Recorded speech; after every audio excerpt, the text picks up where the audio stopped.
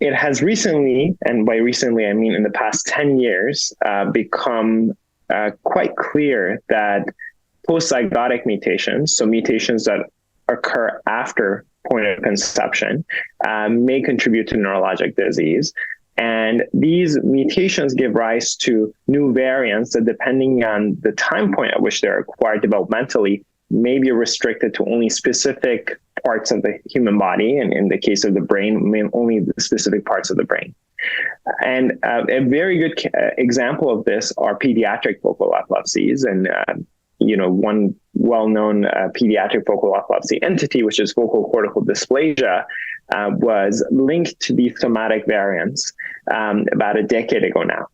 And it's now become increasingly recognized that these dysplastic lesions in the brain that give rise to epilepsy, particularly in children, are frequently caused by somatic variants. However, because in the case of adult epilepsy, which mesial temporal lobe epilepsy happens to be the most common form of, it had never really occurred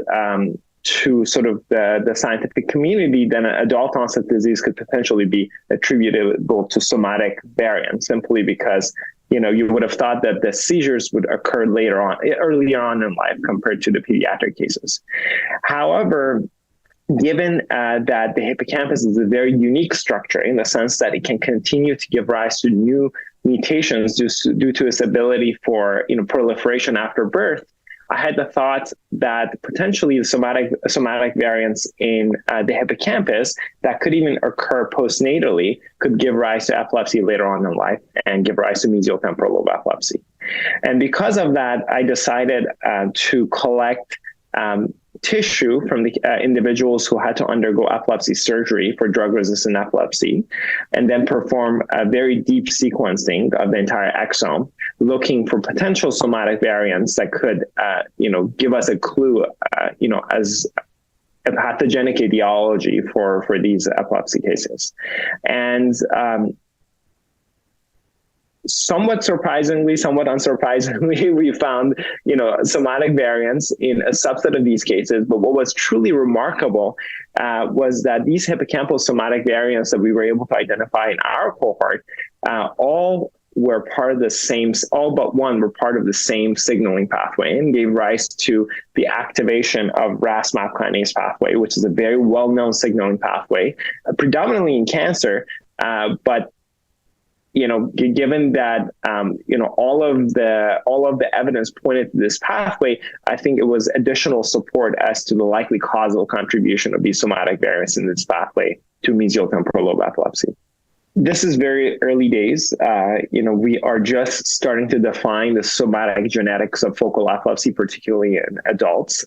But I believe, particularly because of the fact that we've identified variants in the pathway that is highly interesting from an oncologic perspective, and there are already many drugs available or in sort of different stages of therapy, there is the implication that we may be able to very quickly translate our findings to changes in actual patient care. And these changes may be several-fold. So one, and probably the most immediate, would be on, both treatment decision-making from a surgical perspective, and also sort of surgical prognostication for who would benefit from surgery. For example, all of the individuals in our cohort who had somatic RAS-MAP kinase variants had excellent surgical outcomes, and they were seizure-free after, at the 2-year time point, which we evaluated, which would indicate potentially that this is actually a positive prognostic indicator for epilepsy surgery, if we had some way of actually determining who would benefit, who harbors these pathogenic variants in the hippocampus and who doesn't. And in fact, this may be one mechanism through which some individuals do very well with epilepsy surgery and some continue to have seizures despite that. So that is the first implication. But then another direct implication is, if, again, we had other biomarkers and other ways of being able to identify these variants prior to undergoing epilepsy surgery, then some individuals may even be able to forego epilepsy surgery altogether and receive targeted treatments for their seizures. At the moment, all of the treatments against seizures and epilepsy are simply